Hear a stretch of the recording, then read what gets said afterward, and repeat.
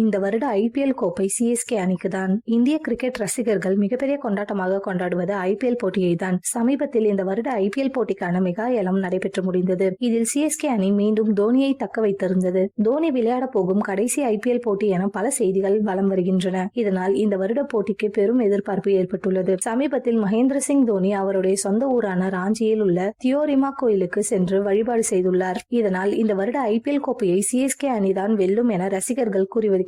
இதற்கு முக்கியமான காரணமும் இருக்கிறது. இதற்கு முன்பு தோனி இந்த கோவிலில் 3 முக்கிய கிரிக்கெட் போட்டிக்கு முன்பு சென்று வழிபாடு செய்திருக்கிறார். அந்த 3 முறையும் தோனி கோப்பையை கைப்பற்றியுள்ளார். 2011ஆம் ஆண்டு நடைபெற்ற ஒருநாள் உலக கோப்பைக்கு முன் தோனி இந்த கோவிலுக்கு சென்றிருக்கிறார். அதனை அடுத்து 2013ஆம் ஆண்டு ஐசிசி சாம்பியன் டிராபி போட்டிக்கு முன்பும் இந்த கோவிலுக்கு தோனி சென்றிருக்கிறார். தோனி எந்த கேப்டனும் செய்யாத பிரம்மாண்ட சாதனை ஒன்றையும் படைத்திருந்தார். T20 உலக கோப்பை, ஒருநாள் போட்டி உலக கோப்பை மற்றும் சாம்பியன்ஸ் டிராபி என 3 ஐசிசி கோப்பைகளை வென்று கொடுத்த இந்திய கேப்டனாக சாதனை படைத்தார். இதனால் இந்த முறை சிஎஸ்கே அணி மீண்டும் கோப்பையை வெல்லும் என கூறப்படுகிறது. 6வது முறை சிஎஸ்கே அணி இந்த கோப்பையை வென்ற பிறகு தனது ஓய்வு தோனி அறிவிப்பார் எனவும் கூறப்பட்டு வருகிறது. சமீபத்தில் தனது பயிற்சியும் தொடங்கியிருக்கிறார் தோனி.